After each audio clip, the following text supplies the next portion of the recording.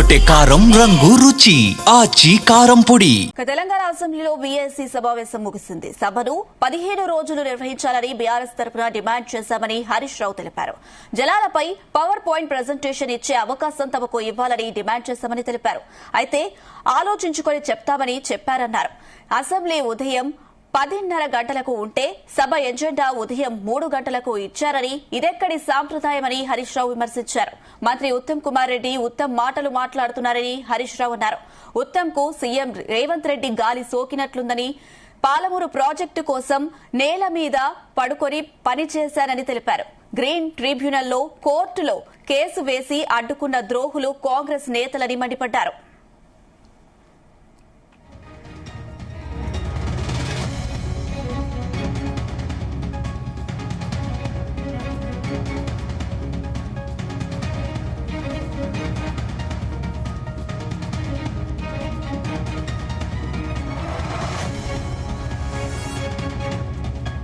ఇదే అంశం సంబంధించి మరిన్ని అప్డేట్స్ మా ప్రతినిధి వంశీకృష్ణ అందిస్తారు. వంశీకృష్ణ, మాజీ మంత్రి హరీష్ రావు అటు మీడియాతో చిట్ చాట్ చేసినటువంటి పరిస్థితి కూడా మనం చూస్తా ఉన్నాము. ఇందులో పలు అంశాలను ఆయన ప్రస్తావించినటువంటి పరిస్థితి కూడా మనకు కనిపిస్తా ఉంది. ప్రధానంగా కాంగ్రెస్ పార్టీ సభను నిర్వహించడంలో విఫలమవుతుంది అనేది కూడా వారు వ్యాఖ్యానించిన పరిస్థితి కనిపిస్తా ఉంది. 15 రోజుల పాటు అటు సభను జరపాలని తాము పట్టుపట్టామని, కానీ వారం రోజులు జరిపి మళ్ళీ బీఎస్సీ పెడతామని సభాపతి చెప్పినట్టు కూడా ఆయన చెప్పినటువంటి పరిస్థితి కూడా మనకు కనిపిస్తా ఉంది.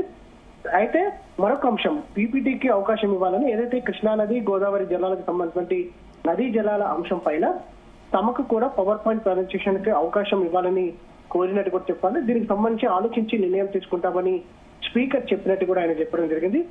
గతంలో తనకు పీపీటీ అవకాశం ఇవ్వనందుకు బాయ్కాట్ చేశామని కూడా బట్టి గతంలో ఏదైతే కాంగ్రెస్ పార్టీ ప్రతిపక్షంలో ఉన్నటువంటి సందర్భంలో ఆయన అన్నారు, దానికి సంబంధించి కూడా అన్నారని కూడా ఆయన చెప్పినటువంటి సందర్భం మనకు కనిపిస్తోంది. మీరు ఇవ్వకపోతే మేము కూడా బాయ్కాట్ చేయాలా అని అడిగామని కూడా వారు చెప్పినటువంటి సందర్భం మనకు కనిపిస్తోంది. 2 ఏళ్లలో 6 రోజులు మాత్రమే ప్రశ్నోత్తరాలు పెట్టారని, వీటి సంఖ్యను పెంచాలని కూడా తాము డిమాండ్ చేసినట్టు కూడా చెప్పడం జరిగింది. 2025లో ఇప్పటి వరకు 15 రోజులు మాత్రమే సభ నడిపారనేది కూడా స్పీకర్ దృష్టికి తీసుకుపోయినట్టు కూడా చెప్పడం జరిగింది. కమిటీలు వేయాలని కూడా, ఏదైతే హౌస్ కమిటీలు 18 ఏవైతే ఉన్నాయో వాటికి సంబంధించి కూడా హౌస్ కమిటీలు వేయాలనేది కూడా తాము డిమాండ్ చేసినట్టు కూడా చెప్పడం జరిగింది.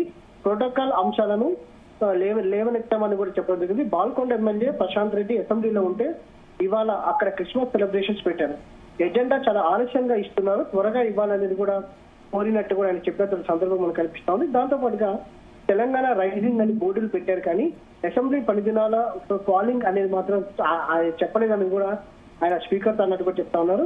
సమావేశంలో చర్చ కోసం 15 అంశాలు ఇచ్చాము, అవకాశం ఇస్తామని చెప్పారు, కానీ మంత్రి ఉత్తమ్ కు రేవంత్ రెడ్డి సమావేశ దోషం పట్టినట్లు ఉందనేది కూడా ఆయన చెప్పినట్లు మనకు కనిపిస్తా ఉంది. దాంతో పాటుగా ఉత్తమ్ బయట పెట్టినటువంటి బీఆర్ఎస్ హయాంలో ఇచ్చిన 90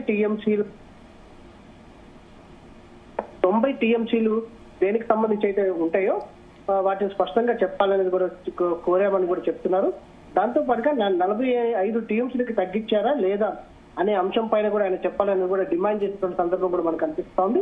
డిపిఆర్ వెనక్కి వచ్చి ఏడాదైనా ఎందుకు పట్టించుకోలేదంటూ ఇవాటికి కూడా మళ్ళీ కొత్త డిపిఆర్ ఎందుకు పంపలేదంటూ కూడా ఆయన చిట్చాట్ లో పేర్కొనడం జరిగింది. మేము 7 అనుమతులు తీసుకొచ్చాము, 2 ఏళ్లలో ఒక్క అనుమతి కూడా కాంగ్రెస్ ప్రభుత్వం తీసుకురాలేదంటూ కూడా ఆయన వ్యాఖ్యానించడం జరిగింది. గ్రీన్ ట్రిబ్యునల్ కేసు వేసి కాంగ్రెస్ నేతలు ప్రాజెక్ట్ ని అడ్డుకున్నారని, పాలమూరు ద్రోహులు కాంగ్రెస్ పార్టీ నేతలు అంటూ కూడా ఆయన వ్యాఖ్యానించడం జరిగింది.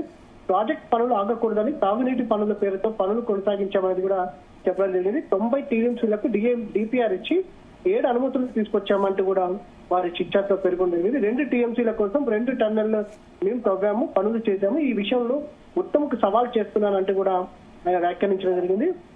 కాంగ్రెస్ నేతలు కేసు వేస్తే మేము స్టే ఎత్తివేయించి అనుమతులు తీసుకొచ్చామంటూ కూడా వారు చెప్పడం జరిగింది. కొడంగల్, నారాయణపేట ఎత్తిపోతలకు 2 ఏళ్ల క్రితమే కొబ్బరికాయ కొట్టారని, కానీ డిపిఆర్ ఇప్పటికీ పంపలేదంటూ కూడా ఆయన వ్యాఖ్యానించడం జరిగింది.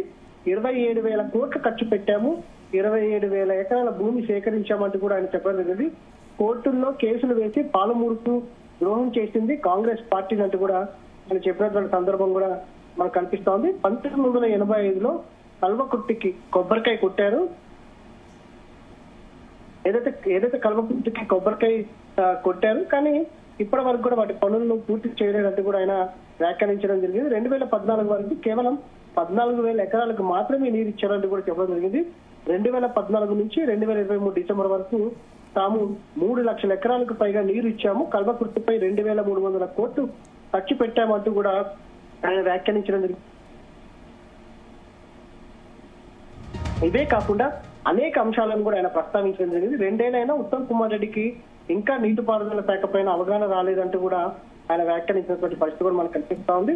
మొత్తం మీద పాలమూరుకు బీఆర్ఎస్ ఏం చేస్తుందో దీంతో అర్థమవుతుందంటూ కూడా ఆయన వ్యాఖ్యానించినటువంటి సందర్భం మనకు కనిపిస్తా ఉంది.